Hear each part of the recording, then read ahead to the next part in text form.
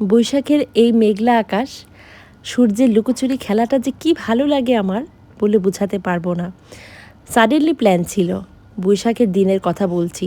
বাসায় তো সব কিছু করেছি আমি, রান্না বান্না সবই করেছি। বাসায় সবাই যেহেতু অসুস্থ, বাইরে যাওয়ার একেবারেই প্ল্যান ছিল না। হুট করে আজাদ আমাকে ফোন দিয়ে বলল চলে আয়। আর এই তো ওদের বাসায় আসার পরে লিওর তো মন খুবই খারাপ, যেহেতু সবাই বাইরে যাবে।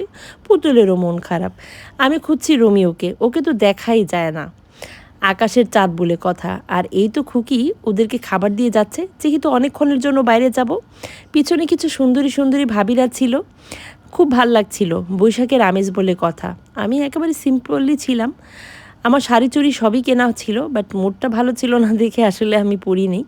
তো যাই হোক, যেতে যেতে যেতে যেতে পথিমধ্যে হঠাৎ করে দেখি ওই যে দেখা যায় রবিন ভাইয়ের মাথাটা, মানে আসলে ওনার জন্যই আমাদের পদ্মা সেতুতে ওঠা। উনি যেহেতু জাপানে চলে যাবে, তো উনি পদ্মা সেতু দেখেনি, তাই আর কি। তো মাঝখানে আমরা একটু নেমেছিলাম। রাস্তাটা এত সরু ছিল, আমার তো ভীষণ ভয় লাগছিল। ছোট ছোট কাশফুলগুলো ফুটেছে, বড় হলে তো খুবই ভালো লাগতো। আমি তো উঠতেই চাইছিলাম না, পড়ে যাব এই ভয়ে। তো যাই হোক, জায়নের বাবা এরপর আমাদেরকে একটু হেল্প করে। উঠেই দেখি রেল লাইন। আমি তো ভয়ে শেষ, এই বুঝি রেলগাড়িটা চলেই আসবে। এরকম হয় না যে সবাই এসেছে বসেছে, অ্যাক্সিডেন্ট হয়েছে, এরকম আর কি। মৃত্যুকে ভয় করি না, তবে এখানে অনেক মানুষ ছিল, একটু টেনশন হচ্ছিল আমার। বেশ কিছুক্ষণ এখানে আমরা আড্ডা দিই, বেশ কিছুক্ষণ আমরা এখানে গল্প করি। ওয়েদারটা এত সুন্দর ছিল, আমার কিন্তু অনেক ভালো লেগেছে, মানে মনটা ভালো লেগে গেছে। খুব সুন্দর একটা প্রকৃতি, আকাশটাও মেঘলা ছিল, এত ভালো লাগছিল। গরম তো লাগছিলই না, মৃদু একটা বাতাস ছিল, তার সাথে সুন্দর প্রকৃতি। কিছু ছবি তো তুলেই নিয়েছিলাম। আর এই যে কাশফুলের মেলাগুলো ঘুর ঘুরে মানে কিভাবে মানে বাতাসে বাতাসে মানে খেলাধুলা করছে, কী যে ভালো লাগছে। তো যাই হোক, এখানে অনেকক্ষণ ছিলাম।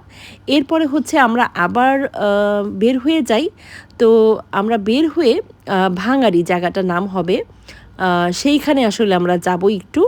তো সেইখানে আবার আরেক বন্ধুর, মানে আজাদের আরেক বন্ধু, ভাইয়াটার নাম ঠিক আমার মনে পড়ছে না, তাদের বাড়ি সেইখানে। তো উনি বলছে যে তাদের বাড়িতে আমাদেরকে নিয়ে যাবে। তো যাই হোক, এর ভিতরে আমরা সেইখানে নামার পরে হচ্ছে এই ভাঙাড়ির যে গোল চত্বরটা, এইখানে আমরা কিছুক্ষণ বসি, কিছু হালকা পাতলা একটু জুস টুস খেয়ে নিই। এরপরে আমরা রওনা করি সে ভাইয়ের বাসাটায়। যেতে যেতে কিন্তু রাত হয়ে যায়, ভালো রাত হয়, কিন্তু লং জার্নিটা ভালোই লাগে। তো পথিমধ্যে আমরা একটু নেমে যাই। বৈশাখে মিষ্টি না খেলে কি হয়, গরম গরম রসগোল্লা যেটাকে বলে, সবাই একটু একটু কম বেশি খেয়ে নেয়। এরপর ভাইয়ার বাসার উদ্দেশ্যে আমরা রওনা করি। তো যাই হোক, ভালো লাগছিল। আর এই তো ভাইয়ার বাসাতে কেউ থাকে না, ওনারা মানে ঈদের সময় বা কোনো প্রোগ্রাম হলে আসে। তো যাই হোক, রবিন ভাইয়ের সাথে একটু কথা বলে নিলাম। আর এই ভাবিটার বাসাই ছিল এটা, বাসায় একেবারেই খালি, তেমন কেউই থাকে না। আর অন্ধকারে ঝিঝি পোকারা যে জল করে জ্বলছিল, কী যে ভালো লাগছিল। আর এখানে জায়ান তো খেলনা পেয়ে গেছে, আর এই দোতলা খাটটা জায়ানের ভীষণ পছন্দ হয়েছে। আমিও কিন্তু উঠে একটু রেস্ট করে নিয়েছিলাম। আর ঝিঝি পোকাদের দেখছিলাম যে কিভাবে জল করে জ্বলছে। নাস্তা তো ওনারা হঠাৎ করে যাওয়ার পরে এত কিছু দিয়েছে, আমি একেবারে অবাক। খুব সুন্দর আপ্যায়ন করেছে। মেহমান তো আসলে আল্লাহর নিয়ামত, মেহমানদেরকে আপ্যায়ন করাটাও কিন্তু একটা অনেক বড় ব্যাপার। তো যাই হোক, সেখান থেকে আমরা বের হয়ে যাই। খুব ভালো লেগেছে ভাইয়াদের আপ্যায়ন। আজকের ভিডিওটা এই পর্যন্তই থাকবে, সবাই ভালো থাকবেন, আল্লাহ হাফিজ।